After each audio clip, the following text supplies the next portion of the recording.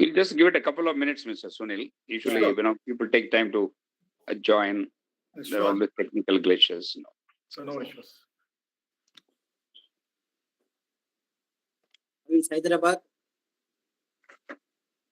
Right now in Chennai, so I had a good experience of Cyclone Mandos. Wow, good. Okay, good. Yeah, I think tomorrow yesterday you had the program, right?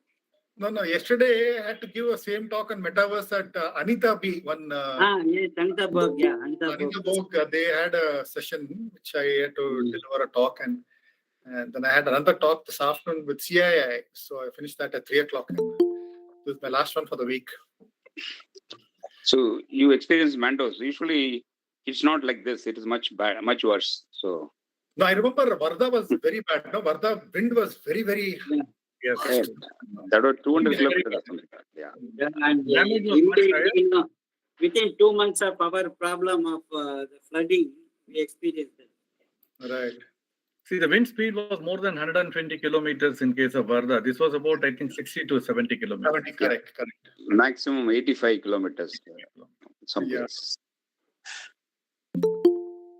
But I hope we have passed that. I think we are okay now, right? I think no more. Yeah, I think it is settled actually. It's now sort of just an after effect, just drizzling here and there. But in Chennai, I just went around, on something else. So I see a lot of branches have fallen down. Basically, the whole Madras is like washed up and shaken dry. So all the weak branches and all have fallen. But it looks like the city is washed. Yeah, right. Yeah. Sometimes I wish we go back to the COVID days of traffic and less traffic and cleaner air and everything. But very dangerous thought, but it was so quiet we could hear all birds chirping. I live close to Adyar at the Besanagar Theosophical Society. So you can hear really, it was completely green and very nice. We can't have the cake and eat it too.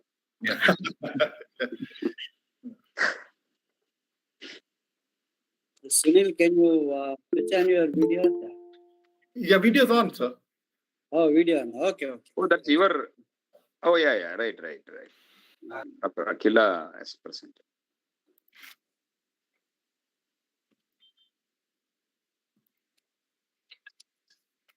You're able to see, sir, Mr. Mohan? Huh? You're able to see, right? Mr. Sunil? Yeah. Now Nagappan has moved because I'm on the mobile now. So, you can see only 4 at a time. I think 4 or 5. At the time. Yeah, correct. Okay. Yeah. I think we'll start. Yeah. People will join in the due course. So yes.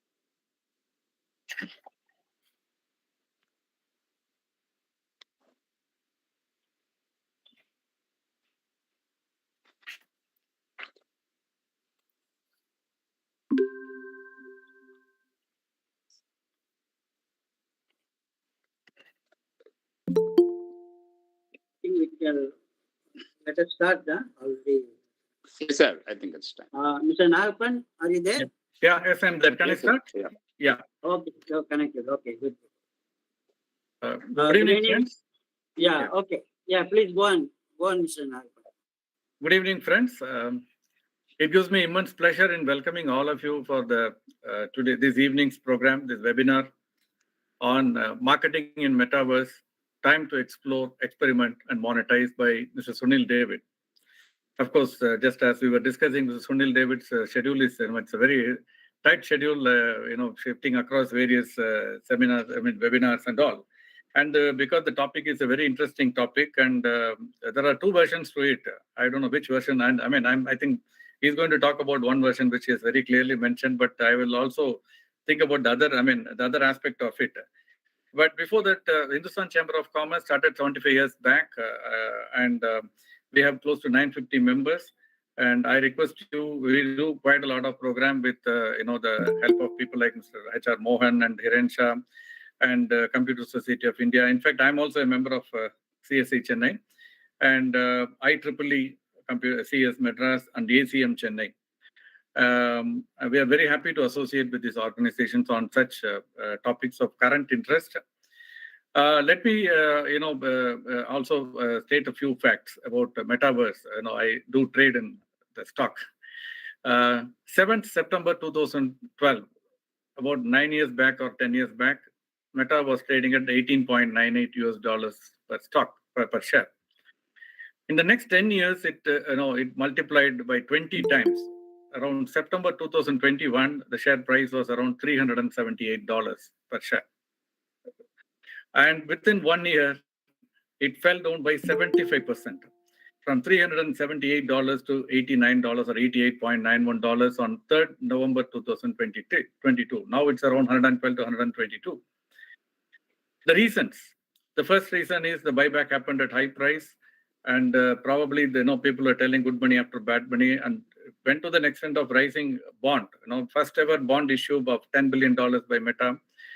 And the very important point which was mentioned for this reason is the huge amount of cash burn which happened on this new concept or new idea called Metaverse. Is it worth? Those who have watched Star Trek, you must have seen Transporter. The moment they say energize, you can go to wherever you want. This is almost, a crude or a raw way of putting things. I think Mr. Sunil David will be able to explain it much better. But and this is something, a very big change which is going to happen. And so it's a very big change which is going to happen, and if it succeeds. And I feel that personally it has got all ingredients of succeeding, because when I check with somebody who's above 50, 55 about any new technology, and if they don't like it, invariably it will succeed. This is, I may be wrong in that, but more and more youngsters like it. It will be there for next 30, 40, 50, 60, 70 years. So you want to go to Nilgiris or Amazon and you want to buy something, you have a touch and feel this thing. I don't know whether you can smell the aroma also. Maybe Sunil David can explain that. So today we are going to talk about, not about the other point which I said, why there is such a cash burn, how Metaverse should monetize their, as a stock, they should monetize this concept. But I think the topic today is going to be how we can monetize and experiment with this new concept. So with that, I thank particularly the speakers, Mr. Sunil David, for joining us, and other three sister organizations for aligning with Hindustan Chamber of Commerce. I once again welcome all of you. Thank you. Okay. Good evening to one and all. Let me join Mr. Nagappan, the President of Hindustan Chamber of Commerce, in welcoming you all once again to our today's presentation on Metaverse by Mr. Sunil David. We have been exposed and to some extent experienced to the technologies like virtual reality or augmented reality for quite some time through games. These technologies have become quite popular due to the use in areas such as education and training, health, etc. With the evolution of newer internet technologies such as interoperability, digital twins, spatial computing, and Web 3.0, it is believed that Metaverse is the next iteration of the internet, which provides a single, shared, immersive, persistent 3D virtual space where humans experience life in ways they could not in the physical world. Metaverse, the immersive and digital world, takes virtual experience to the next level, giving organizations opportunities to reach consumers in new and innovative ways. While there are several reasons why companies are focusing on Metaverse in enabling companies to engage with customers in different ways to stand out, the main reason is targeting to reach growing Gen Z and millennials. That's what Mr. Nagappan also highlighted. Metaverse allows companies to create their own world that represents their brand, which no video, advertisement, words, or image do so. Each world can be made unique and create a fully immersive experience for customers. For example, people can use Metaverse at home to virtually view products in 3D and true to the scale in their home, to feel the experience of furniture inside a room, which is impossible in a traditional marketing setup.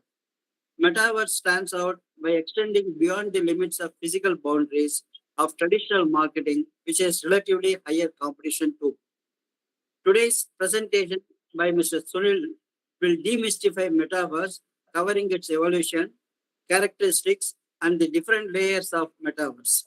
The focus then will be more on how marketing will change in the Metaverse era, providing an opportunity for innovation and experimentation with examples of what leading brands are doing in engaging customers by leveraging the Metaverse technology. On the whole, I am sure the participants will get a holistic view on Metaverse at the end of this presentation. With this brief note on the subject of today's presentation, let me now request Mr. Hiren Shah, the patron of Computer Society of India Madras chapter and co-chair of Expert Committee on Information Technology at Hindustan Chamber, to formally introduce the speaker. Over to Mr. Hiren.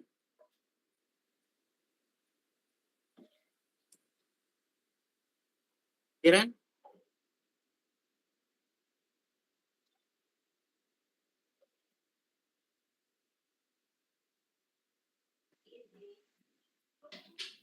He was there. Yeah, sorry, I'm there. Yeah, I was on yeah. mute. Sorry about it. Yeah. Good evening, all. Thank you, Mr. Mohan. Thank you, Mr. Nagappan. On behalf of all the institutions, it's my privilege to formally introduce our distinguished speaker for this evening, Mr. Sunil David. You all must have read this brief biodata on the invitation that we sent. However, it would be very appropriate for me to formally introduce Mr. Sunil David. First of all, thank you for being with us today and sharing your thoughts.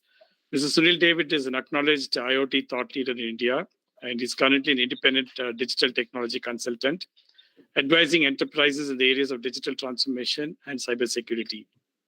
He's also assisting a lot of startups that are focusing on providing IoT and artificial intelligence-based digital solutions around supply chain, energy optimization, connected manufacturing, etc., which is typically the brick and mortar industry. Mr. Sunil is an alumni of the Symbiosis Institute of Management Studies, Pune, and is an industry veteran with over 28 years of experience in the IT and the telecom industry, of which close to 20 years was with AT&T India. So Sunil was the Regional Director, IoT India and ASEAN for AT&T India in his last stint, and has extensive experience in business strategy, sales, business development, and building partnerships and alliances across the geography. Mr. Sunil is also a proud recipient of a number of awards and recognitions from various industry bodies and media conglomerates in recognition for his work in digital technology advocacy, digital skilling initiatives for women through his work with NASCOM Foundation, and contribution to academia, where his inputs are sought in designing curriculum on emerging technologies like IoT. Tree saplings have also been planted in his name by IBM India and NASCOM Foundation for his contribution to the technology industry.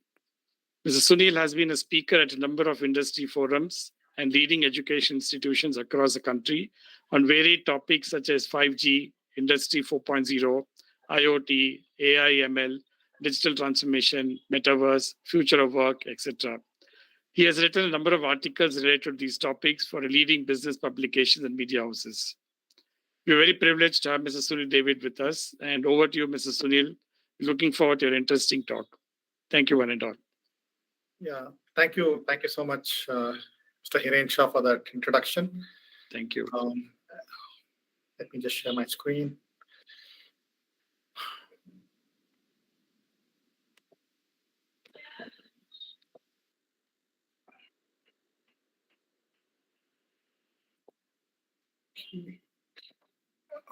Can you all see my screen? Not it. Not it. Not it.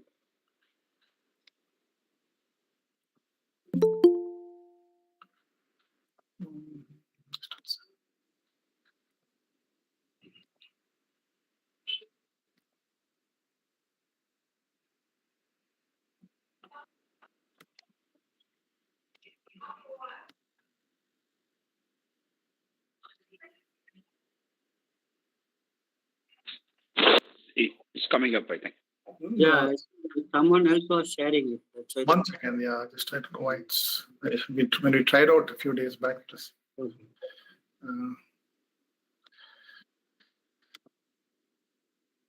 a second.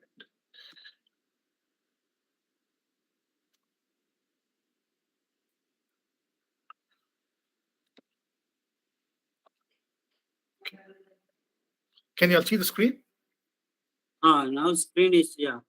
Okay. And now, can you see it? Yes, screen is visible. I think you can start the presentation. Okay. Are you able to see this in full screen mode? No, right now we're only seeing the Windows We can see your entire screen, basically. entire screen. Yeah, not the presentation. Yeah, we can see the Google Meet. Yeah, Oh my yeah. goodness. Now we can do the Now can you see it? No. Oh, please. No.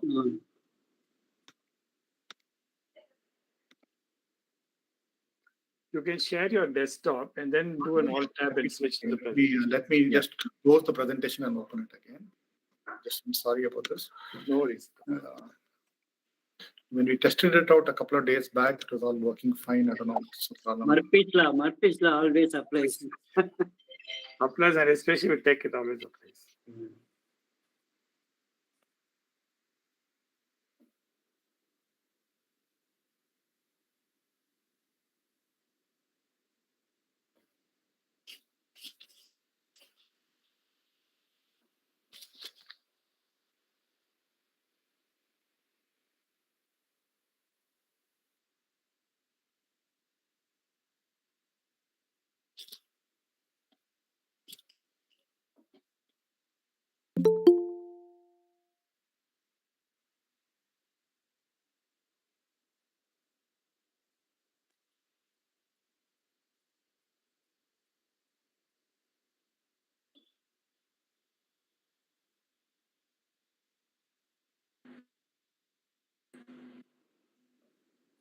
Yes, please. We can see your screen. Yes, Sunil, things are fine. You're on mute. Sunil, you are unmute. You have to unmute.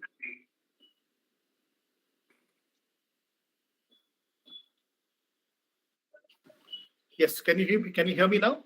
Yeah, loud Yes, and fine.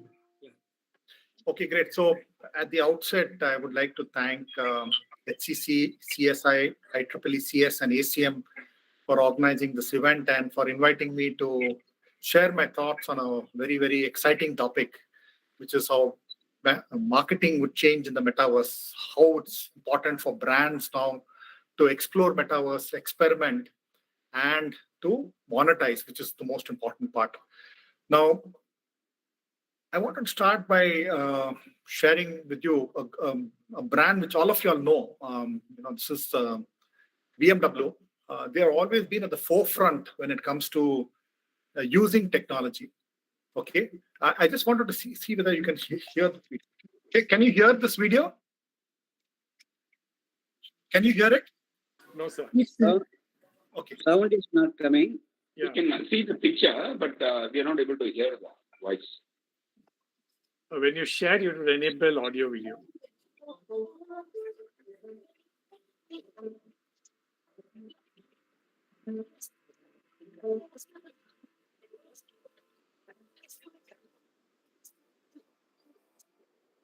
I think visuals are more than adequate. There is no need for sound.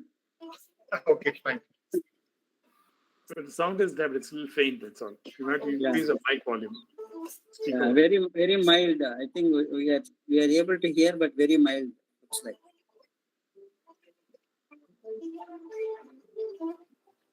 Yeah. Audible, sir. Okay. Yeah. Okay. I'm going to stop this video here. But the reason why I wanted to share this video is to kind of tell you how a brand like BMW, a global brand, always been first when it comes to adopting the best of technologies. They're one of the earliest auto OEMs to actually wanting to get into metaverse space. Okay, so they are already into the metaverse, and the whole objective is for them to engage with their customers, right? So they are on the metaverse. They have opportunities for consumers to get into that, try out models, get into virtual showrooms, engage with customers, right? So this is one global story. I wanted to also share an Indian example, and I'm not sure whether you all have heard about this incident which happened in our own state of Tamil Nadu almost 8 months back. But if the sound doesn't come, that's fine. But I just want you all to pay an attention to the graphics.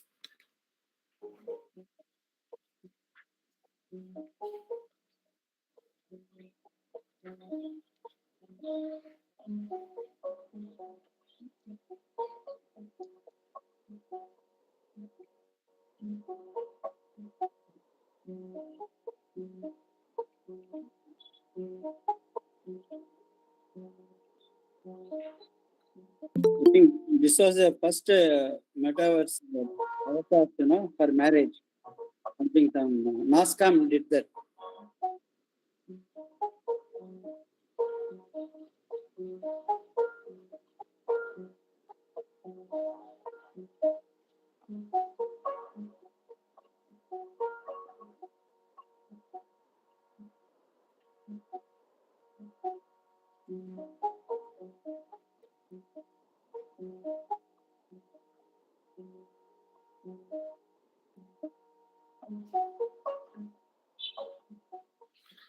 Right. So this happened sometime early this year, and interestingly, this couple got married in a traditional physical wedding ceremony. Now, when they wanted to have the reception, and if you recollect, late Jan, early Feb, the third wave, right? The COVID third wave was at its full force, and there were a lot of restrictions around how many people can be invited for weddings and reception and so on. So they came up with this idea that, okay, let's do one thing. Let's have our reception on the Metaverse. So this couple worked with the startup called Tardiverse. Again, it's an company which is a startup which is owned by an Indian guy called Vignesh.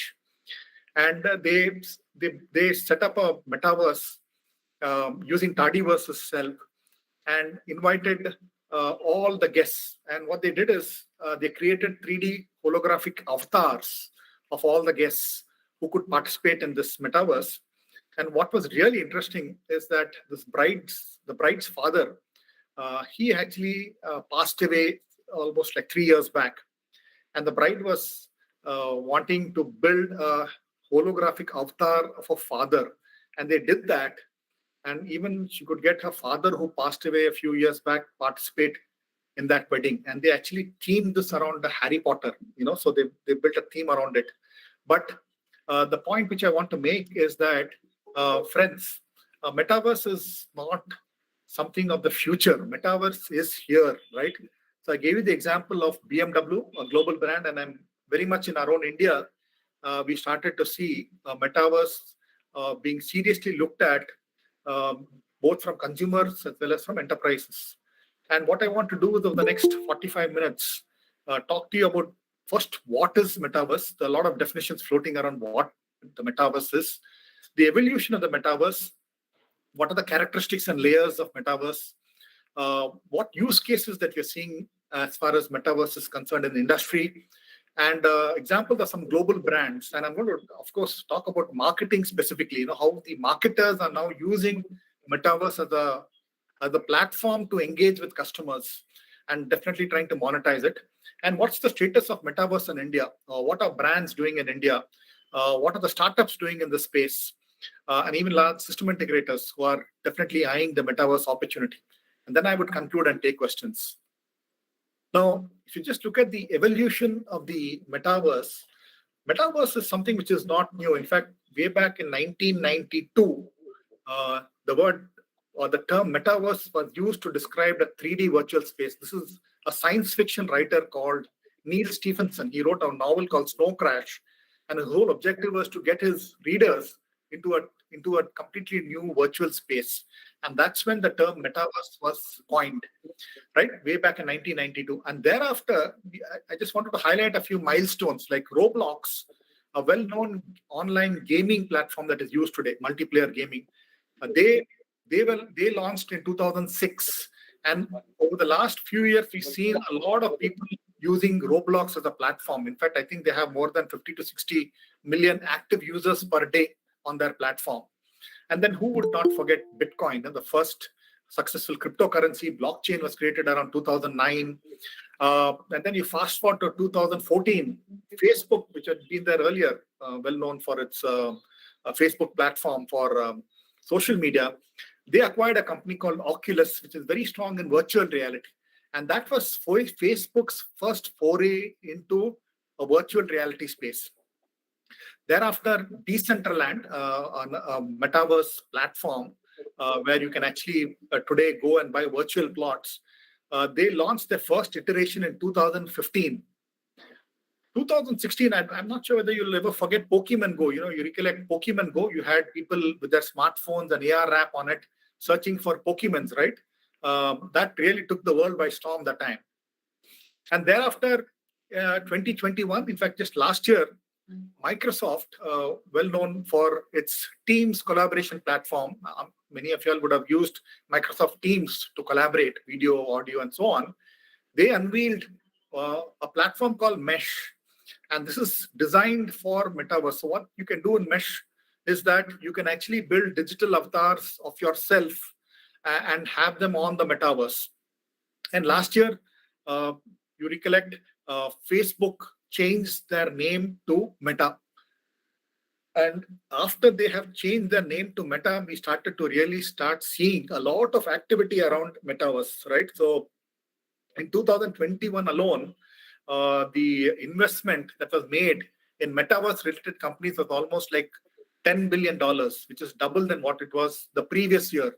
So we really have to thank the chairman of Facebook, Mark Zuckerberg, for really triggering all this interest in Metaverse, because only it is after they changed their name to Meta that we are seeing this flurry of activity happening. Now, how would you define the Metaverse? Okay, so you can say the Metaverse is a network of three-dimensional worlds. People might say Metaverse is all about augmented reality, virtual reality, an alternate universe, and so on. I found a very nice definition of Metaverse. And Gartner defines it as a collective virtual shared space created by the convergence of virtually enhanced physical and digital reality. And it is persistent, providing enhanced immersive experiences. So Metaverse is a blend of the physical and the digital worlds. I think that's an important thing that you should take back. It is a blend of both.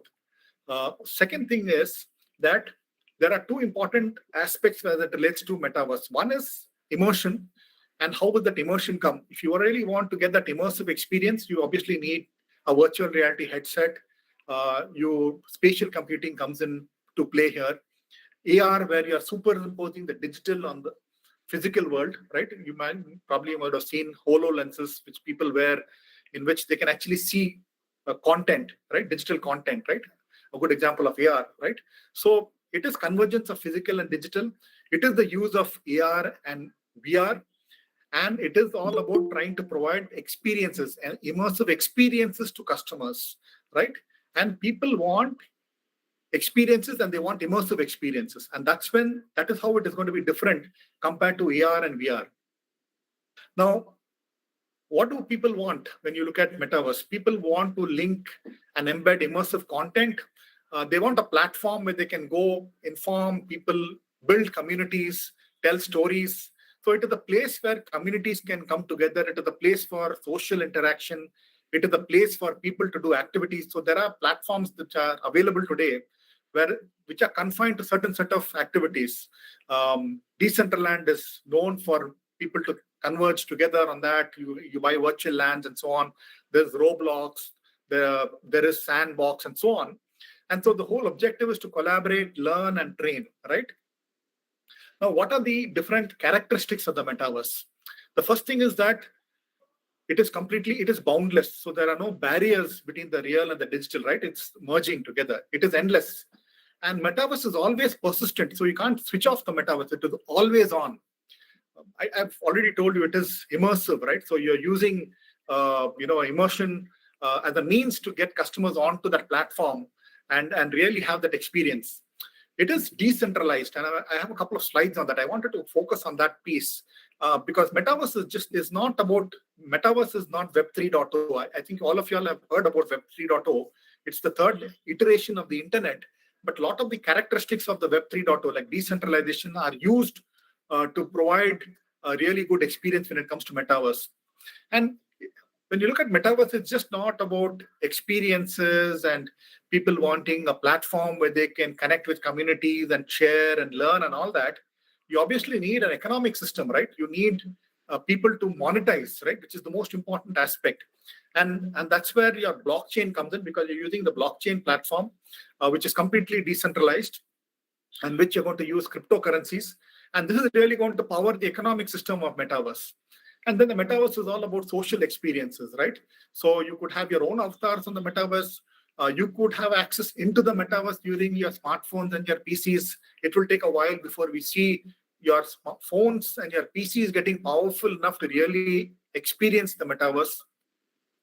Now, having talked about the characteristics, I wanted to share about the different layers of the Metaverse. So there's a well-known thought leader by name John Radoff, and he came up with this 7-layered architecture when it comes to Metaverse. And I'll touch upon each of these layers briefly.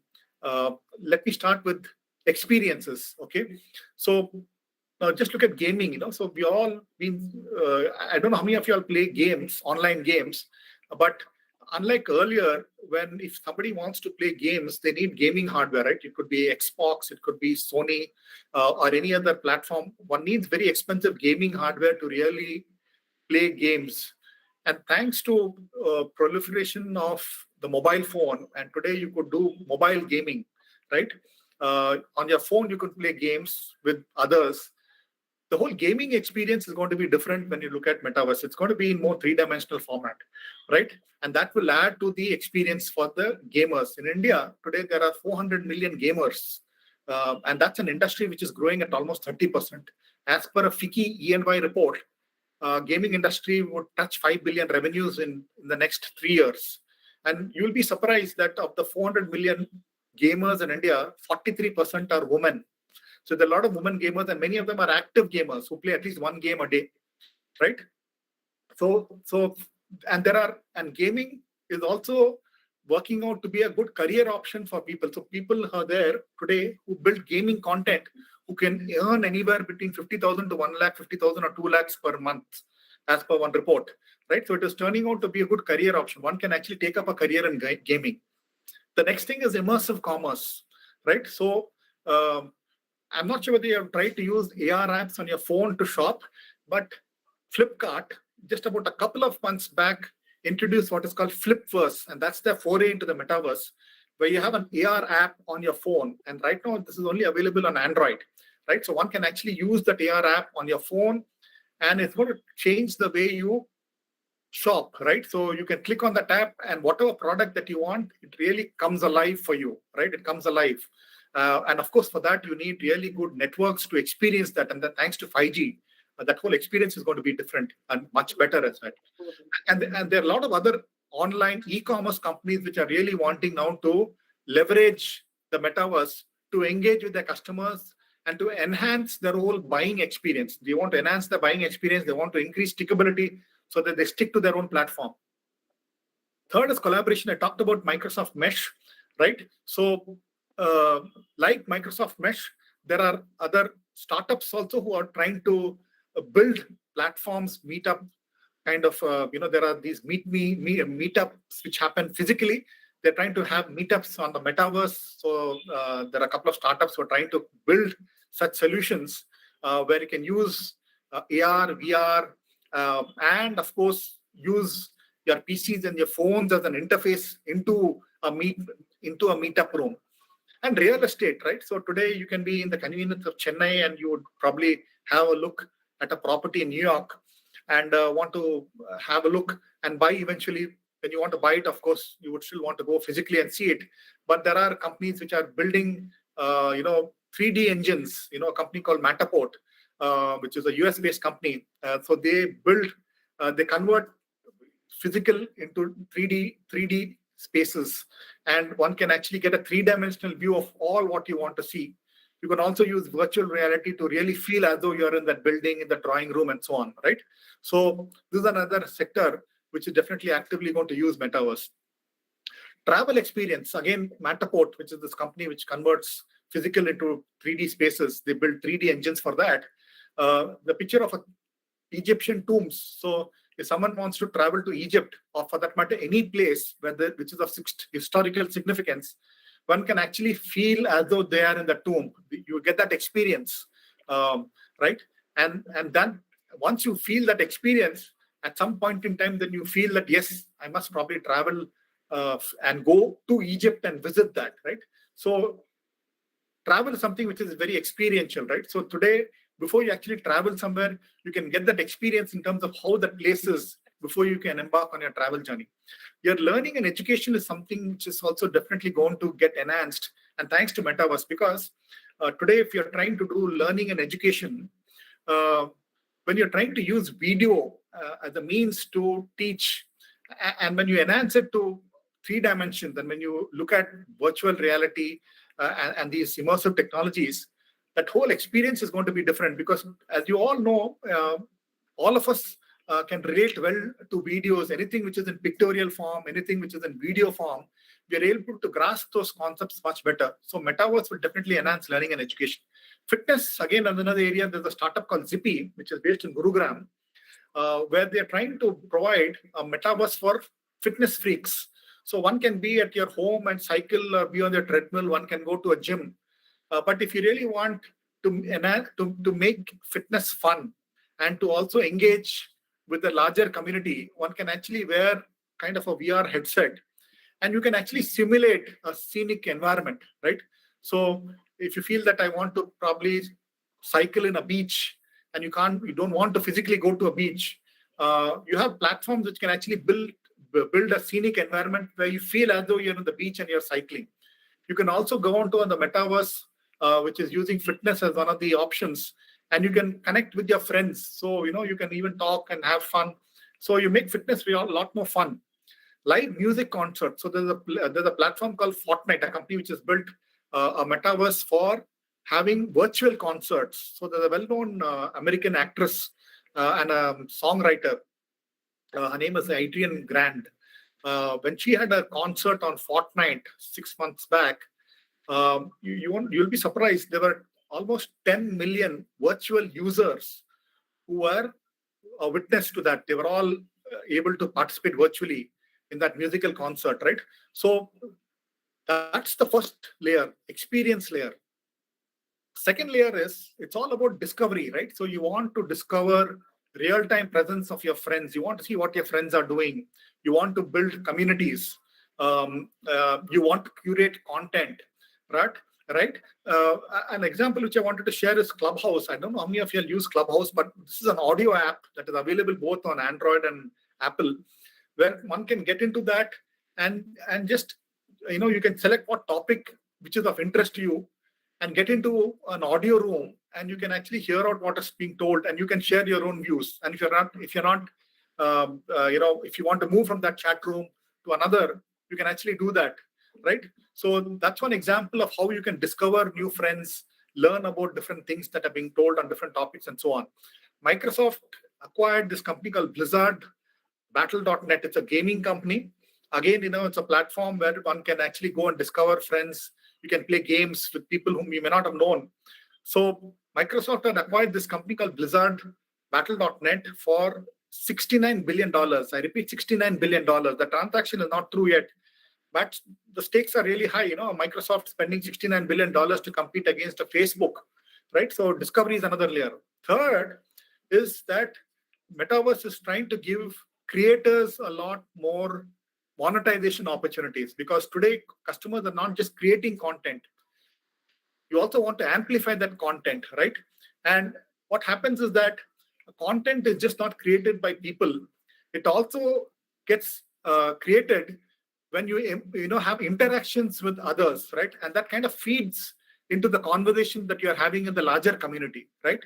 So the content creators earlier who were not really getting monetized, for all the great content they have built, today we are calling it the creator economy. It's going to create a lot more opportunities for them to get a better bang for their buck. Spatial computing is another layer.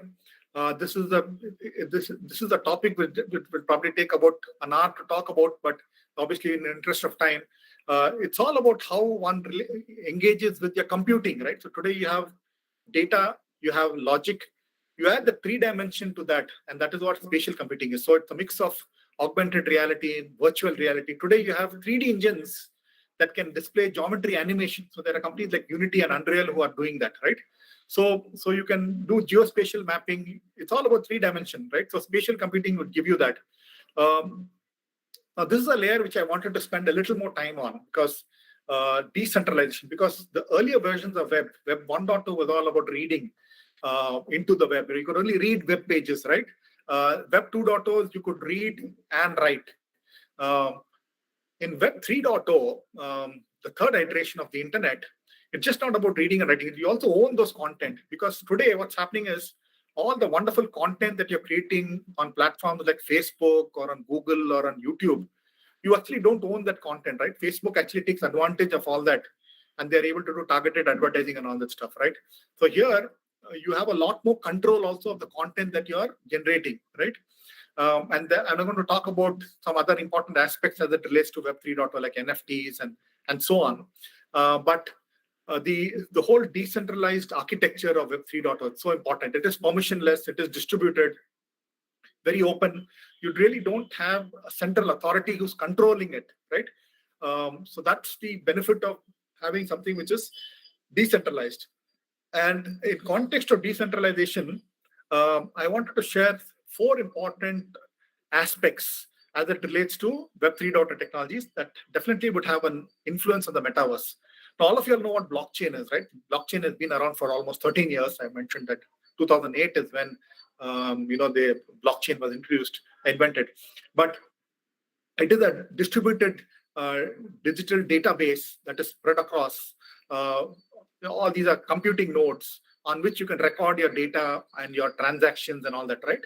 So it is a complete peer-to-peer network. Once you have data, once you have transactions on the blockchain, and they're all connected through blocks, and that's why it's called blockchain, it is immutable. You can't make any changes to that. You can't, very, very secure, right? So blockchain is the foundational technology on which you're going to get your economic system built on, right? So then you can have your cryptocurrencies, your NFTs, all using blockchain, the underlying layer on which they can do their transactions. And because it is so secure, the chances of fraud are limited. I'm not saying that frauds are not possible, but the chances are very, very minimal if you really are able to ensure that you have the right checks and balances in place to ensure security is ensured. Second thing is NFTs, non-fungible tokens. Now, they are basically trying to tokenize a physical asset, right? So anything can be a physical asset can be tokenized or converted into a digital form. You could also have things like a digital asset, like it could be a piece of music, it could be a digital art, it can be a song. You can actually tokenize that. And what I mean by tokenization is that it becomes an asset that you are in complete control of. It gives you complete ownership of that. You are the digital owner, and you have the rights to that particular NFT, right? So you can have an NFT that can take the form of a tweet. For example, Jack Dorsey is the co-founder of Facebook, and his first tweet that he made when Twitter was launched. Sorry, Jack Dorsey, the founder of Twitter, and Jack Dorsey's first tweet way back in 2009 or before, just when Twitter was launched, that was sold for about $2.3 million. A piece of art, an artist called Beeple, Mike Winkelmann was called. His piece of art, which is a collage of 5,000 images, that was sold for $69 million. Can you believe it? $69 million, right? And in India alone, I'm just giving an example. There's a famous South Indian singer called Karthik. So he's converted his musical songs into NFTs, right? So NFTs are something which has value, right? It is something which is tradable. So for somebody, you can buy NFTs, for which you need to have access to an NFT marketplace, right? So there are NFT marketplaces where you can actually buy an NFTs and sell NFTs also, right? For that, you would need to have a wallet, and you need to load that wallet with cryptocurrencies, right? And then link that wallet to the NFT marketplaces, right? So NFTs are ways by which today brands are engaging with customers to build communities. And I'm going to give you some examples later.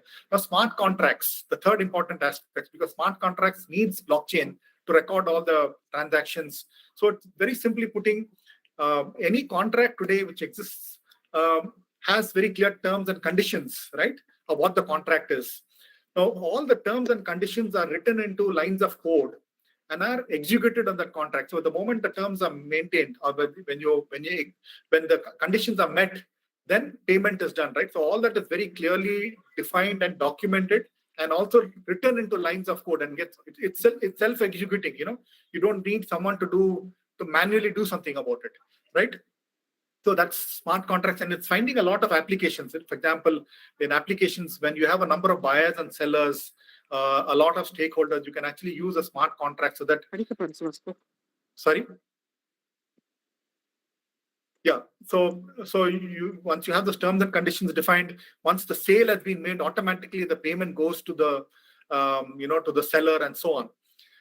The last aspect is decentralized autonomous organizations. Now, all of us know what the traditional organizations are, right? You have the CEO, you have the board, and so on. In the case of decentralized autonomous organizations, here what you have is you can have various stakeholders coming together to build an organization which is completely autonomous. And an example of that is Uniswap, which is a crypto trading platform, an organization where each one and anyone wants to be part of a DAO would need to have cryptocurrency, and each one of them will be given voting rights, right? So in a traditional organization, if you really want certain things to be done, like, for example, if the CEO has to be changed, or if you're going to come up with a new public offer, you're going to get your shareholders to approve of that, right? So here, all the stakeholders are given voting rights, equal voting rights. Nobody's got a specific privilege. All are equal stakeholders. So we are seeing this whole decentralized autonomous organizations kind of playing out. A lot of developers are building specific applications. So a lot of the DAOs today are all in the decentralized finance space today, right? So D5, as they call it, decentralized finance is gaining a lot of popularity, because unlike traditional finance, where everything has to be going through a central regulator, in the case of decentralized finance, it's completely peer-to-peer, much more faster, much more the ability for you all to monitor all the transactions. So having covered decentralization as a layer, let me talk about the next layer, which is the human interfaces, right? So in spatial computing, I talked about AR, VR, 3D. Now, the real democratization of the metaverse would really happen when we are able to use our PCs, we are able to use our smartphones to be able to access the metaverse. And for that, you need smartphones which are a lot more powerful. You need a lot of processing power, a lot of storage, and of course, not to forget very good computer, high-speed networks. And I'm going to cover 5G later, right? So your whole mobile computing cost obviously has to come down, and that will lead to a lot more adoption or interface into the metaverse. The headset technologies are also increasing. It's improving by the day. Sorry, the cost of the headset technologies, the cost of headsets are actually coming down. And when we see cost of headsets coming down even further today, if you want a virtual reality headset and you want to use that, or even an AR smart glass, HoloLens, or anything else equivalent to that, the cost of that varies anywhere from $100 to maybe $1,000 or even more, right? So that cost has to really come down to make it a lot more affordable. Today, you also have technologies like mind-bending interface technology. So one can actually use a headset and one can actually map your brain activity, right? So all that is possible today. The next important layer is the infrastructure layer, right? So when you're running all these metaverse platforms, when you're using applications like AR and VR applications on the metaverse, you really need very powerful computing, right? So your chips today are a lot more faster, a lot more denser. When I say denser, a lot more transistors can be packed into your chip. And then you need very powerful cloud systems, right? Because you're going to deal with huge amounts of data, massive amounts of data, and all of that is real-time, three-dimensional data, everything in visual format, video format. So it's going to be a massive amount of compute and storage that you need, and you can't really do that building it in your own office. You obviously need to leverage the infrastructure of the cloud to do that, right? So that's one very important dimension, that you need to build very good infrastructure to really take advantage of metaverse. And the next important layer is 5G, because if you're sitting in the comfort of home and you want to experience Metaverse, and these platforms are hosted on the cloud, you really need networks which have low latency, right? So your latency in Metaverse is going to be less than 10 milliseconds. In 5G, sorry, your latency is less than 10 milliseconds. And for any augmented reality, virtual reality app to give you that immersive experience, your latency has to be anywhere between 10 to 20 milliseconds. In the case of 5G, it's going to be less than 10 milliseconds. Because today, the latency on your current networks is anywhere from 50 milliseconds to 100 or 200, depending on the speeds that you get. But with 5G, your latency is going to be much, much lower. So that will mean much better access to Metaverse platforms, and your whole cloud gaming experience is going to be different, because today you really don't need to be buying expensive gaming hardware. You can have the cloud games which are hosted on the cloud, and you can use your mobile phones using 5G networks to be able to play those immersive games, right? Second thing is 5G is very, very reliable, 99.59 reliability. And the third important aspect is very high speeds in 5G. So today you're used to anywhere from 40 Mbps, 100, maybe 200, 300 Mbps. In the case of 5G, it can be anywhere from 400 Mbps to 5 gigabits or 10 gigabits per second, depending upon the frequency band that you use. So if if an operator is using very high frequency bands, then your speeds are going to be much, much faster, right? So 5G is going to be very, very important layer along with the infrastructure when it comes to Metaverse. So putting all this 7 layers together, I talked about the experience layer, I talked about the discovery, creator economy, spatial, decentralization, human interface, and infrastructure, right? All the big players that you know of, they're all playing in the Metaverse space. I mean, just look at Facebook. If you see this picture, Facebook is there in the experience layer. Facebook is also there in the discovery layer. And then if you just look at the infrastructure piece, you have all the big names like AWS, Azure, Microsoft, AMD, Intel, who are making chipsets and so on, right? So the stakes are really high, and the opportunity is really huge. And talking of opportunity, as per McKinsey, the Metaverse has the potential to generate up to 5 trillion in value by 2030. And we really have to see and wait and watch whether this happens or not. But that's the opportunity which McKinsey is forecasting. Now, talking about some examples or use cases where we are seeing Metaverse having an impact, I wanted to give the example of automotive, right? And this could be true of any manufacturer where you have people across different geographies wanting to design and collaborate to build a product, right? So today you can use the Metaverse platform for design and collaboration. You can simulate autonomous vehicles on the Metaverse. You can build virtual showrooms, right? In fact, a few days back, I had a chance to present to the Maruti Suzuki leadership, and they were telling me that they started what is called Nexaverse. Now you have Nexa showrooms on Maruti. They also built a Nexaverse where one can get into Nexaverse using your phone or your PC. You can build your avatar and you can actually go. It's still evolving, but one can actually go into the Nexaverse, which is the Metaverse of Maruti, and try to experience the different models there, right? So secondly, and this is very important, the digital twin. As you would know, digital twin is the virtual representation of a physical asset, right? So it represents a unique physical asset.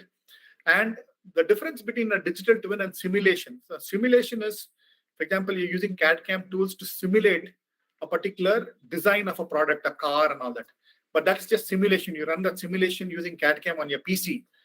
But in the case of digital twin, you're also feeding in real data from an asset, right? So, for example, it could be an aircraft engine, or it could be a machine in the factory, where you're building a digital twin of that on an AI system, and you're also getting actual real-time data of that asset which is on the ground into your AI system, and then you can optimize its performance. So if the temperature, say, of the physical asset goes up or vibration increases, what would happen, right? So you can run what-if scenarios. So that way you can predict the performance of the asset much better, right?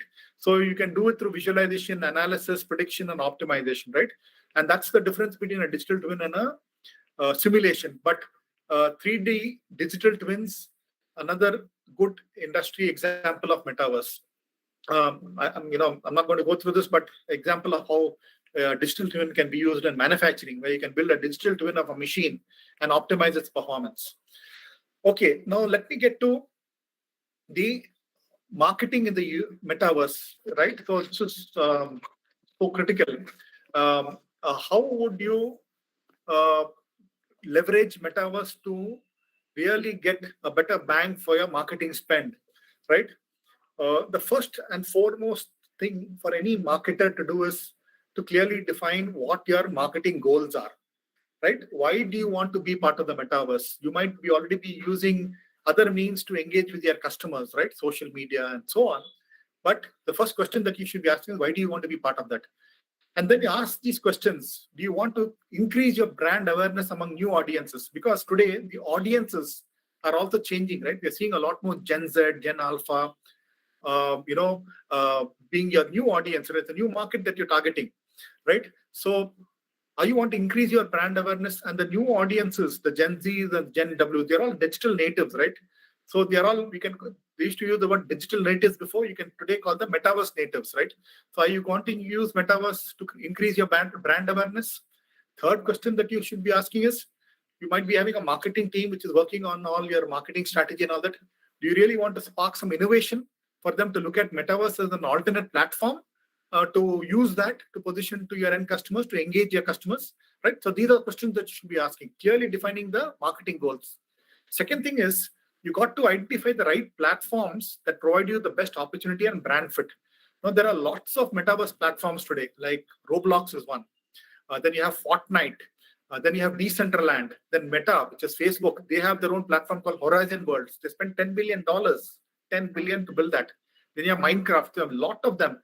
In fact, there's an Indian startup, a company called NFT. It's actually US, but the founder is an Indian, and I had a chance to meet him. They are trying to build a competition to Decentraland, another platform. They're calling it Commerce. Maybe you can check it out, NFT. So they're trying to build something like that.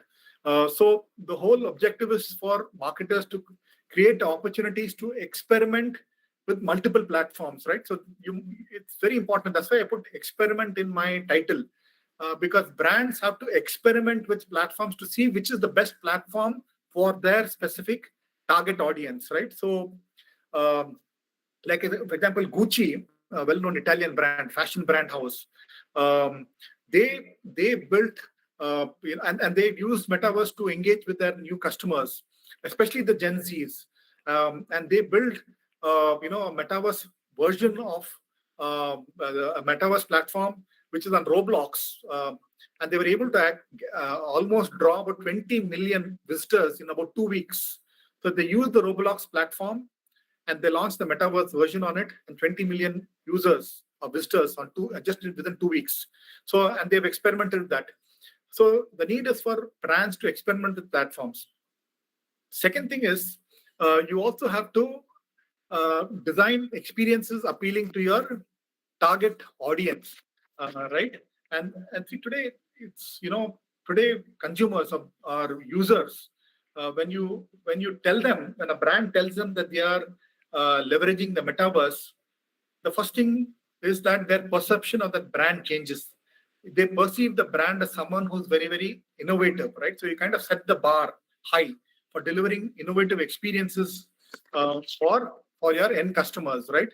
So it's very important for brands to get the right mix, because you can't just say that metaverse is the only platform that is going to help you create a lot more user engagement, create a lot more buying opportunities. It is very important for brands to get that right mix. Metaverse is one of the platforms. So you use metaverse, you're using native standard advertising that you use, you're using immersive experiences, and that is only going to complement metaverse. You have to get that right mix, that right balance, right? Metaverse, I repeat, is not to replace physical. Metaverse has to converge with the physical, right? The next thing is how to experiment with different money-making models. So I wanted to give again an example of Gucci. So they built a digital version of they have a bag called Dionysus bag, Dionysus, Dionysus. That bag, they sold a digital version of that for $4,115.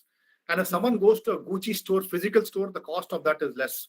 right? So they wanted to experiment and see how their end customers are willing to spend on a digital version. And and they're using also the metaverse for consumers to come into metaverse, experience products, and then maybe go back to the physical world and buy it, right? Like Nike is doing that, right? Nike launched Nike Land on Roblox, which is the metaverse platform, and they launched one brand of sneakers on that. So what they did is they had the end customers coming on that. They're one of the first brands in the shoe space to actually offer the metaverse platform from its consumers.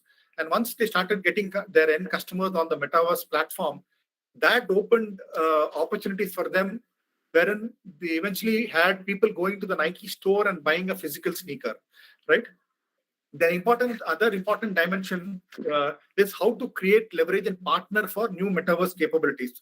So today, large brands or even medium-sized brands have to figure out whether they want to build their whole strategy around metaverse on their own, or they want to leverage partnerships. And I think it's very important for them to partner, because the innovation would come maybe from startups who come up with something very unique.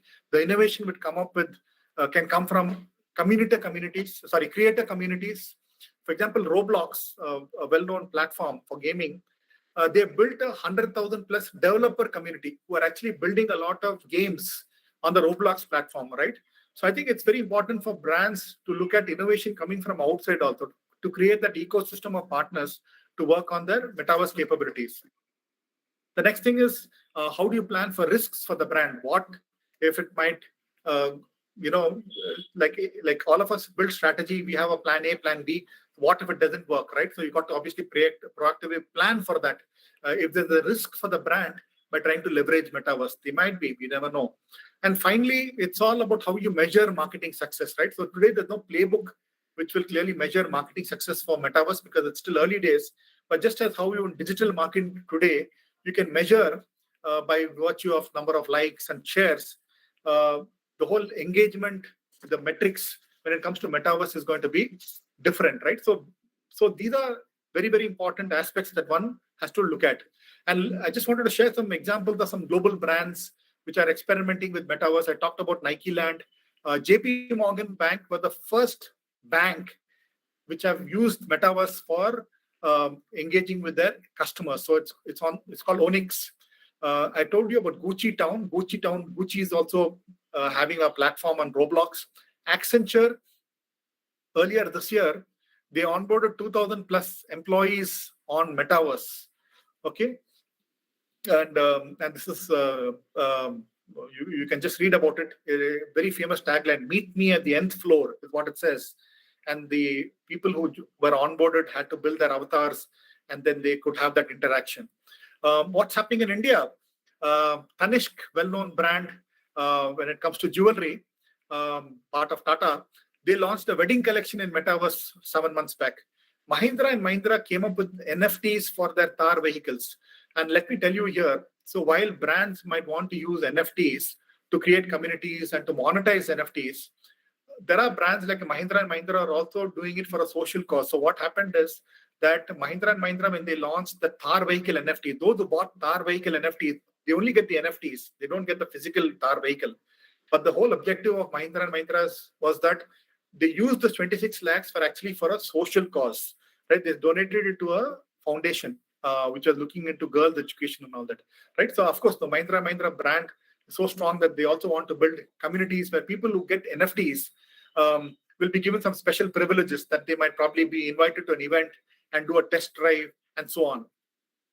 Make My Trip, a well-known travel portal, they are selling vacation NFTs. MG Motors, Chinese automotive OEM, they are selling NFTs of some of their old vintage vehicles. Now, anything which is of vintage, right? Old, whether it could be pictures, it could be a piece of music, a piece of art, has a lot of value, right? So some of the vintage vehicles of MG Motors, they tokenized that and they were selling it to their customers.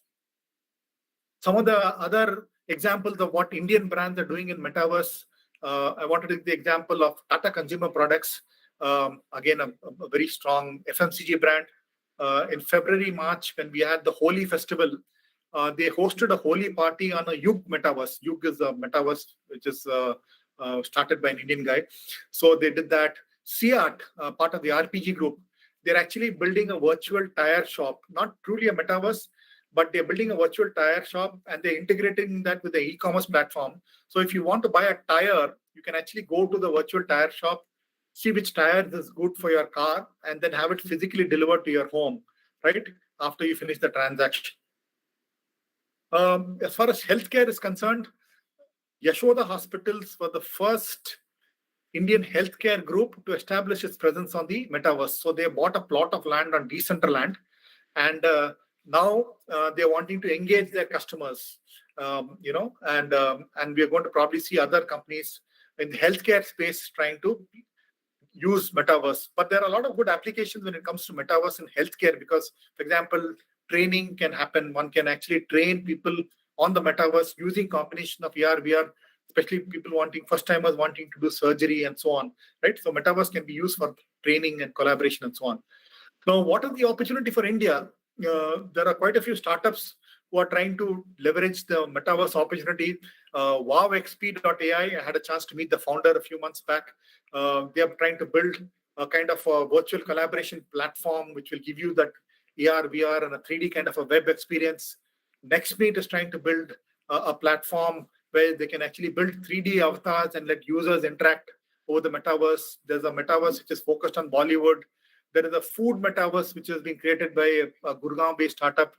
Zippy, I told you about this fitness startup, which is trying to make metaverse more fun for people who are fitness freaks. The number of Web 3.0 startups in India is almost like 450 plus today, as per a NASSCOM report. And of the 450 plus, more than about 4 are actually become unicorns now. A lot of funding is also coming into metaverse, the Web 3.0 startups. And India today there is a shortage of skills. All of us know that, right? I mean, digital skills today, we have a huge shortage, whether it's data science capabilities or cybersecurity and all that. But if you just look at Web 3.0 skill set, where, obviously blockchain developers, data scientists, because they're dealing with huge amounts of data and all that. But if you just look at Web 3.0 skill set, we have about 75,000 plus technology professionals who are having those skills. And that constitutes like 11% of our global talent based here, right? So this is something which can be leveraged, right? We really need to build a lot more skills in the space.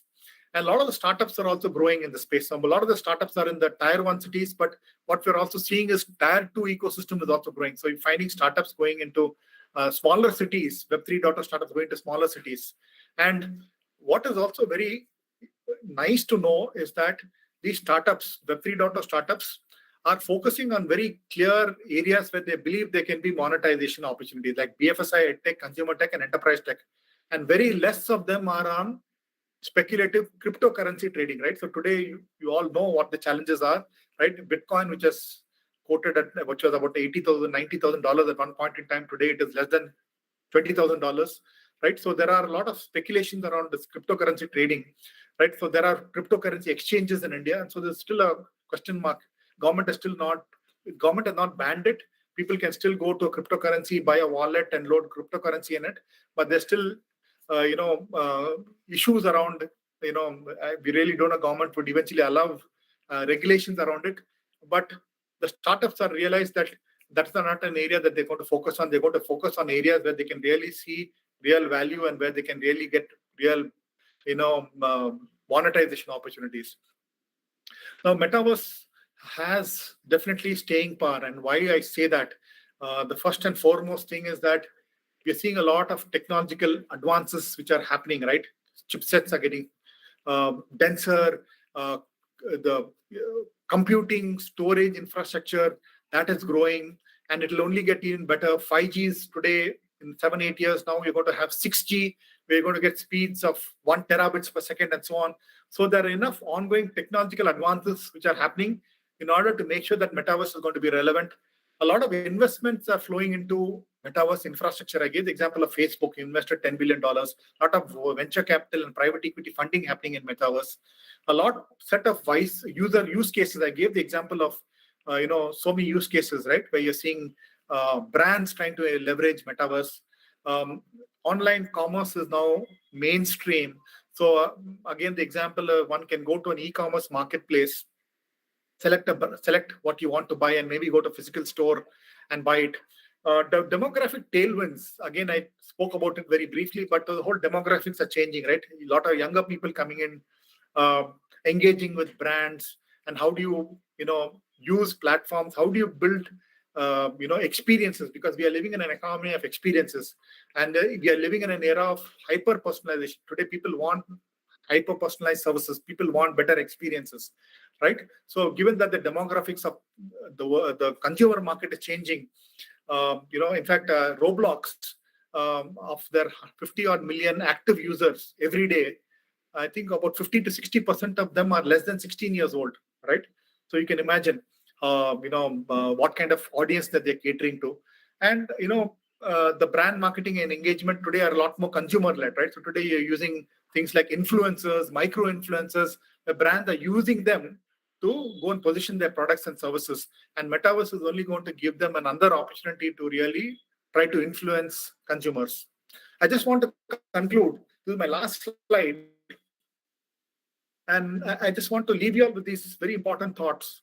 The first thing is that while Metaverse is something which is very disruptive, I think what is very, very important is to be very balanced and moderate in terms of how it's going to be used, because you don't really want to replace the physical world. You still want physical activities happening. You're only trying to blend the physical with the digital, right? Because if you have somebody who's really obsessed or somebody totally caught on, and you all would have read about enough of instances where people who become gaming addicts, people who have become social media addicts, and later on became a problem for them to go to a detox center and get digital detoxification, right? You don't want a situation like that.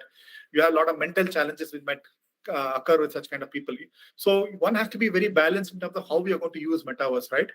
Second thing is that the regulations around Metaverse, interoperability, because a lot of brands, and then you have a lot of these platforms who have built all these platforms, but they need to talk to each other. Supposing if I have an avatar of myself on one platform and I built a digital identity, I should be able to go from one platform to another platform seamlessly, at the same time making sure that my identity is not hacked into and my identity is preserved, right? So standardization, how do platforms talk to each other, protocols for that, security and governance around it, that's so important. For example, 7 months back, on the Facebook platform Horizons World, a female avatar was groped. This happened, it's a real incident. And so then later on, Facebook added a feature when one can build a safe zone, a kind of a protective blanket around your avatar so that nobody can try to alter it or cause a harm to that. And finally, I think it is going to create a lot of employment and entrepreneurship opportunities, right? See, Metaverse is a very multidisciplinary area, right? It's coming together of a number of technologies, IoT, blockchain, AI, because you're dealing with humongous amount of data, cloud, of course, 5G. So given that you're trying to bring all these technologies together to really power the Metaverse, you really need people with the relevant skills in each of these areas, right? So it's going to create a lot more employment opportunities. At the same time, it's also going to create a lot of entrepreneurship opportunities because it is a massive opportunity, 5 trillion, as I mentioned earlier. And hence, one need to really find a specific use case, a specific problem to solve, and trying to see how you can leverage that as an entrepreneurship opportunity. So on that note, I would like to end my talk, and I just wanted to show you an NFT of myself that was minted on a blockchain. And thanks to NASCOM for this, because I had a chance to moderate one panel discussion on how Metaverse would help manufacturers 2 months back. And after we have finished our session, traditionally you would find the organizers giving some memento to the speakers. So this time they wanted to do it differently because it is an event focused on Metaverse. They minted an NFT on the names of all the speakers, and I happened to receive this. I just wanted to show you that. Thank you so much. I'm happy to take questions now. Thank you, sir. Now we will read out the questions received from the registered participants, and you can give the answer. So what is the role of Metaverse in machine learning? Yes, so you're going to use definitely AI and machine learning, given the huge amount of data that you're going to generate, right? So lots of data is going to be generated. And how do you make sense of that? How do you get insights from all the data, right? So huge role for AI and machine learning when it comes to trying to manage all the data and to get those insights, from all that data. Yes, so that's going to play a big part. Okay. Can you please provide a few use cases on Metaverse? So, sir, I covered all that in my presentation. So I hope, all that would have got addressed. I talked about automotive, how you can use it. I talked about how some brands like Nike and all that are using Metaverse to engage with their customers. I talked about digital twins, which is another industry application of Metaverse. I talked about NFTs, where brands are using NFTs to build communities, where people can buy these NFTs because these have certain value, and the value of that NFT will only go up if that really is of value to a person. So we're seeing all these use cases around Metaverse, Mr. Mohan. Thank you, sir. The next question is, from where we can learn more about the Metaverse for free? Yeah, so there are lots of good presentations which I can share links to. There are also content that you can get from learning platforms, but I use content from McKinsey. I use content from Accenture. Quite a few good documents from which you can really get to understand what the metaverse is, what are the opportunities, and so on and so forth. So one can use a combination of getting all these good documents from all these leading players, plus there is enough and more content available and platforms like Coursera and all that, where you can understand and learn more about the metaverse. And there are some very good websites also which are there, which will give you, where you can register and get regular updates in terms of wanting to know what's happening in the metaverse space. So if anyone wants, I can share that with you, Mr. Mohan. You can share the links with the gentleman who requested that. Normally, when we we send the edited version of the presentation to the participants. At the time, we can add your content. Any content if you can provide, that will be able to do. Sure, I'll do that. I'll add another slide with all this and email it to you. Okay. The next question. What are all the scope for further research with regard to the metaverse? So this is an evolving space, Mr. Sakthivel. So it's going to take some, I would say, at least 5 to 6 years before we can see some maturity when it comes to metaverse, right? So like any technology, initially there'll be a lot of hype about it. And then and after that, we start to see some use cases evolve. And then we see a lot more adoption happening, right? So it's still early days right now, right? So there's a lot of, in fact, not just the startups who are trying to use metaverse as a opportunity, but even many of the large system integrators in India, like a TCS, Wipro, HCL, all these large SIs, they are building metaverse practices, metaverse centers of excellence, where they're testing out metaverse use cases. They're trying to work with the ecosystem, to take this to their end customers, right? So this will continue, and this will also mean that you need collaboration between industry and academia also, because I think even academia we are starting to have metaverse content as part of their curriculum. And if you can have students also do research in the space at a very early age, I think that will go a long way in trying to come up with really good use cases around metaverse. So this is evolving. It will take a while, but you need all the stakeholders to come together when it comes to research and all that stuff. Thank you, sir. The next question, how can we implement marketing strategy during computational research? Using? computational research. Yeah, so I talked briefly about how marketing will change in the metaverse.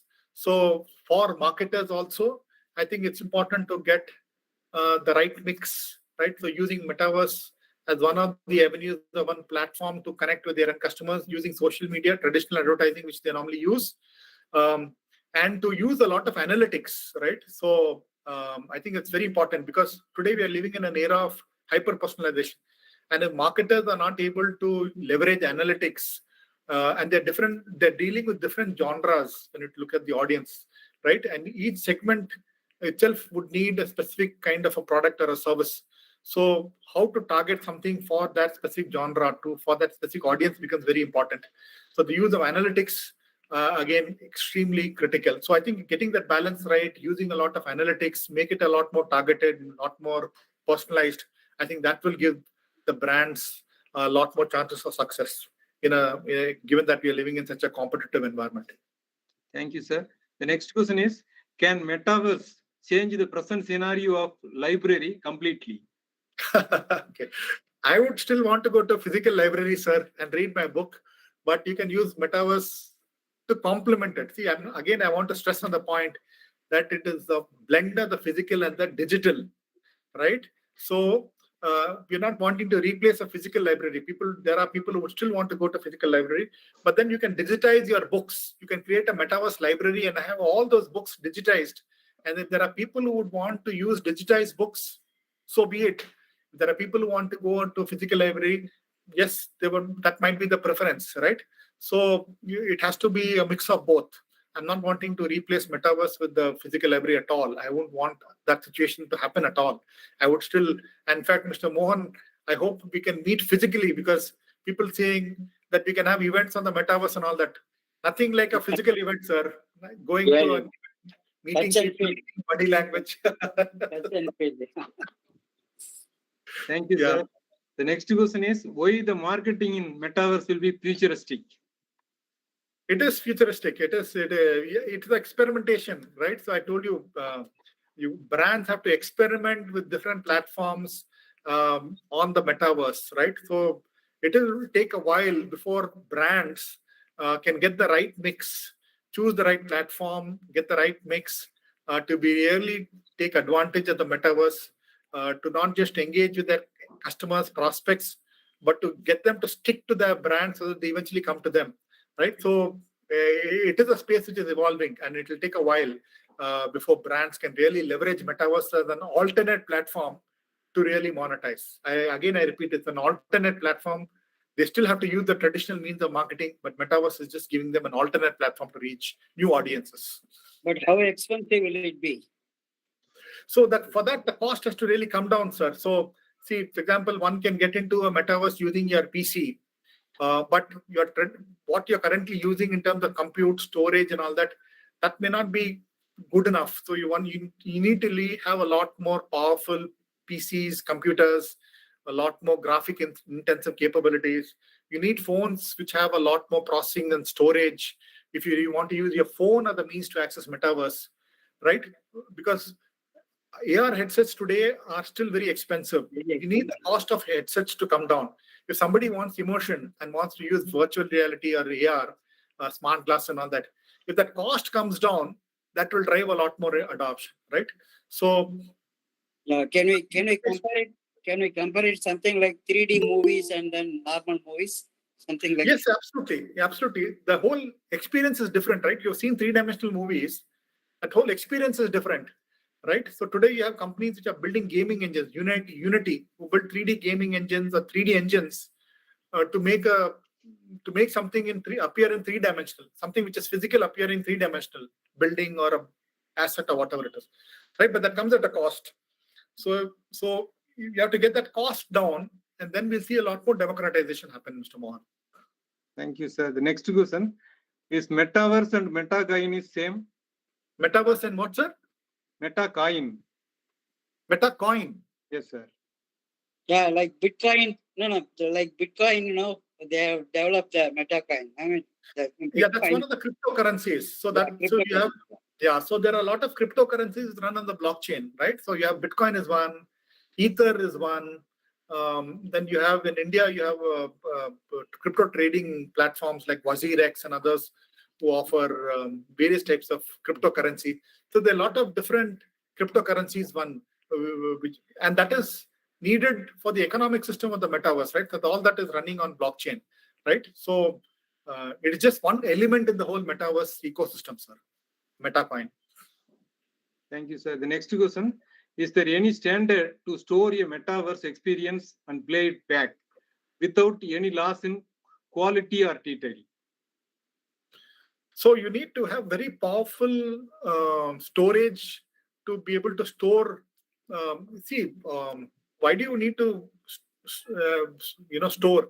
you can actually go to a metaverse platform and experience it real time, right? So there are a lot of these platforms. One should actually try out trying to go to Roblox, trying to go to Decentraland, try to go to Sandbox, or there are many of these other platforms. The best thing is to experience it, right? Experiential learning is the best way.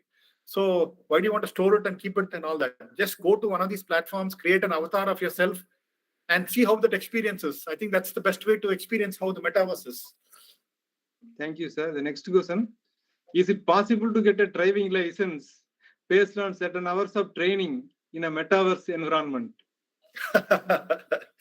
That's not possible, at least in India today, and I don't see that possible even a few years from now, because people would still want you to actually go to a driving test, pass the test, and get the license. I don't see that happening at all. Thank you, sir. The next question is, how to create awareness about metaverse? Platforms like this, sir, what you all are doing. So a forum like this where you get people come and listen to, what's happening in metaverse. Events, physical events, get industry leaders to come and talk about how they are using metaverse in their own industry, within their own companies, right? So, and then of course you can use social media, LinkedIn and Twitter and all that to share, updates on what's happening in the metaverse. So you got to use all these to make sure that, and of course not to forget curriculum within educational institutions so that they can have metaverse as a subject now. So that students at a very young age are exposed to what are the different technologies as it relates to metaverse.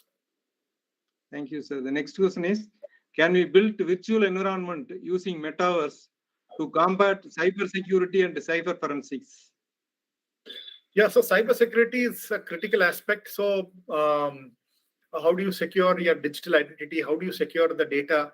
So one needs to really holistic approach when it comes to cybersecurity, because you got to secure all your interfaces, right? Your PCs, your phones, your headsets, all that has to be secure so that it doesn't get hacked into.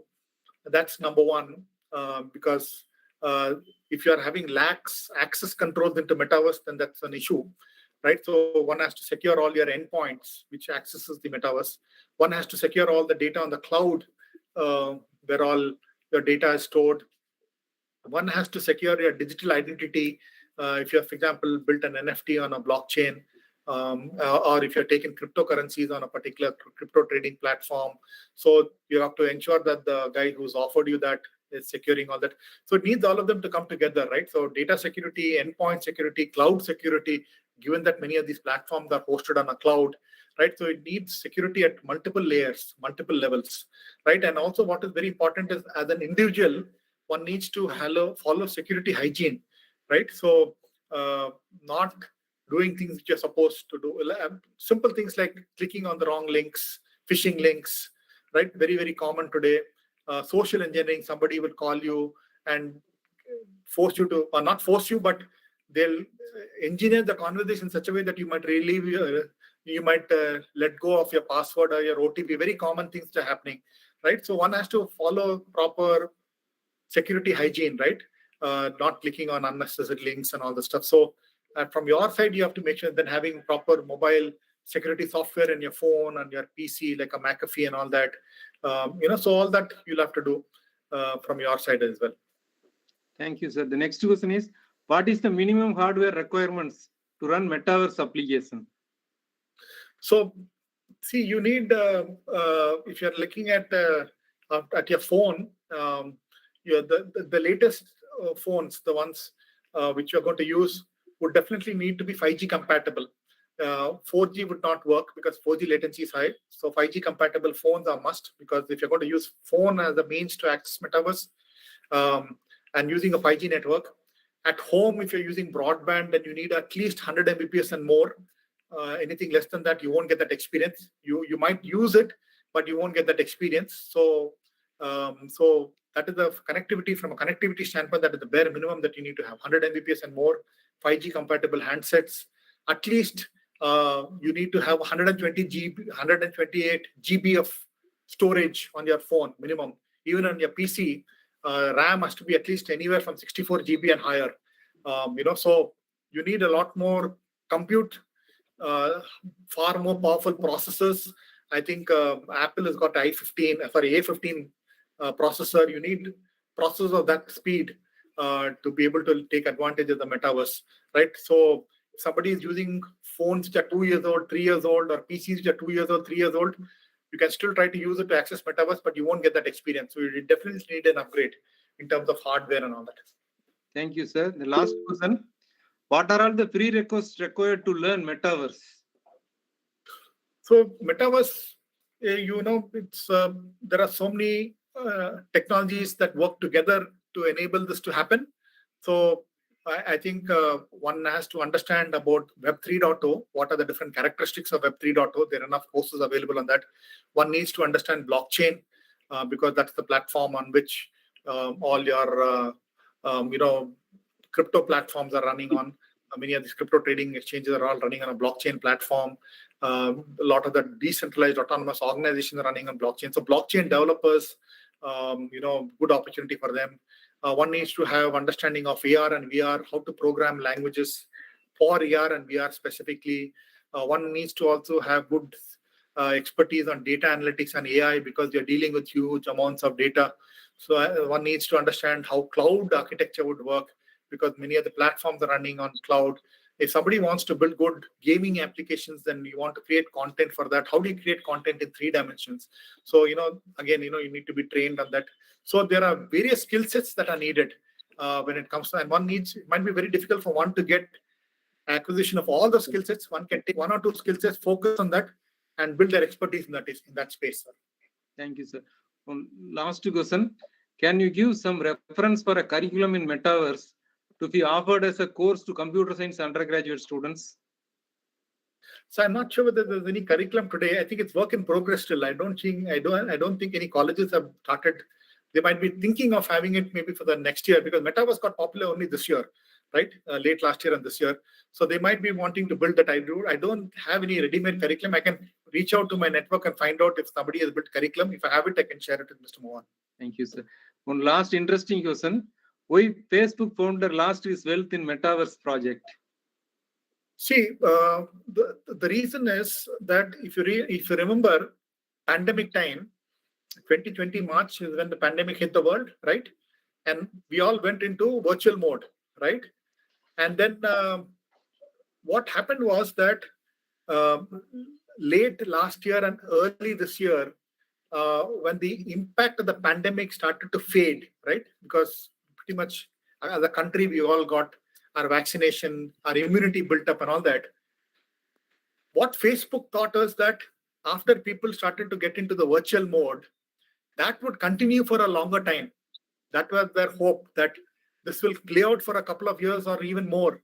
But they didn't anticipate that people will get back to physical so quickly. Because if you see today, travel sites, pretty much travel has come back to pre-pandemic levels.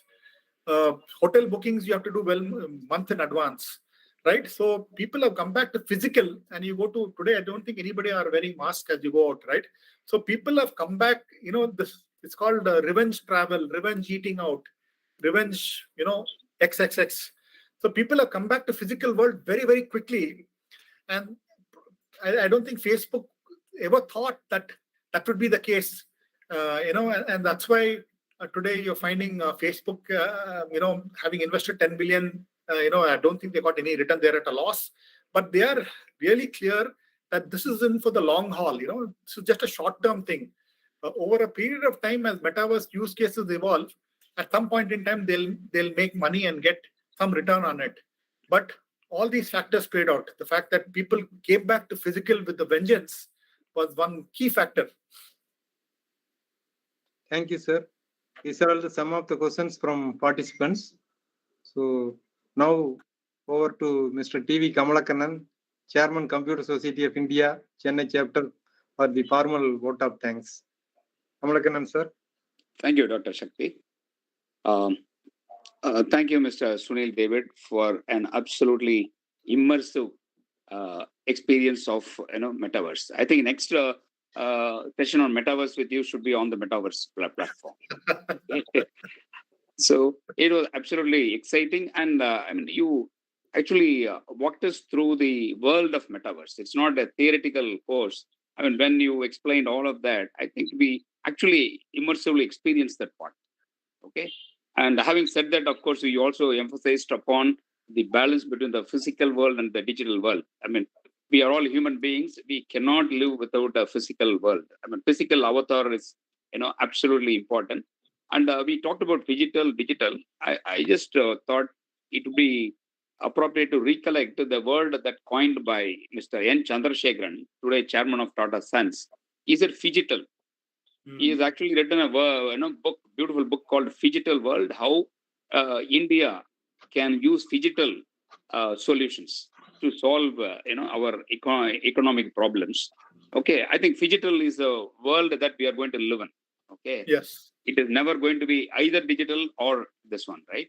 Today, most of the people who travel abroad, they just call their villages, right? And they're all on WhatsApp. I mean, today there is nobody in the world who cannot use WhatsApp. Okay. So even the vegetable vendor, right? Sir, GPay pananga, or just send me a picture. Kai or picture, which koi, which vegetable do you want? So we are going to digital world, and that's where Metaverse is definitely going to really transport us to another world. And you beautifully covered all the aspects of Metaverse. I don't think you left out any part. You covered the layers of Metaverse, and and the technologies that one need to be looking for, like blockchain. You covered the tokens, including NFT and what do you call smart contracts. And tomorrow it may not be a physical organization, again, phygital organization, right? Decentralized, autonomous, organization. Beautifully you covered. And you also covered how people are marketing, resorting to marketing techniques in the metaverse.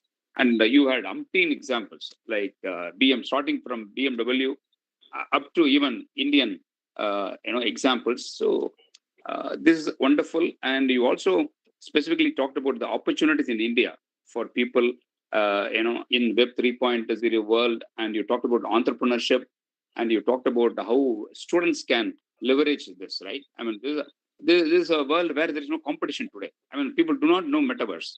And if somebody wants to, get a fantastic career, I think just jump into Metaverse, and because there is nobody else. So you are the pioneer. So beautifully you covered those opportunities. Finally, you actually touched upon the challenges also. I mean, we cannot we cannot whisk them away. You said we could get addicted to, I enjoy coffee so much, physically.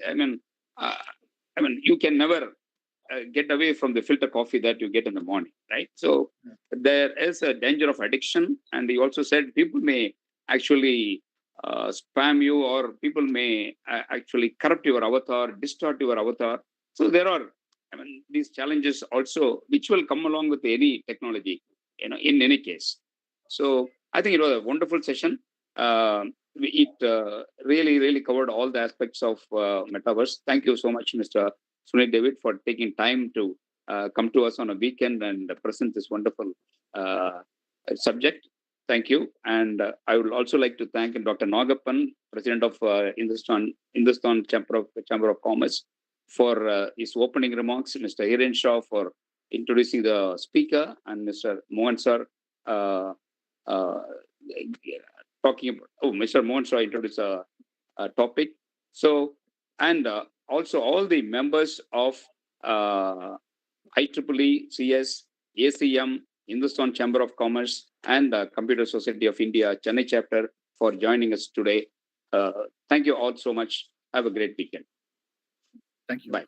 Thank you for the opportunity. Thank you so much. Thank you, Mr. Sunil. Thank you, sir. Session.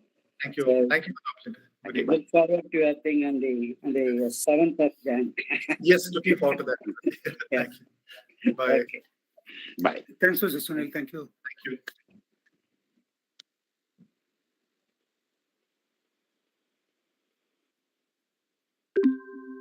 Short break. We will get back in another 20 minutes.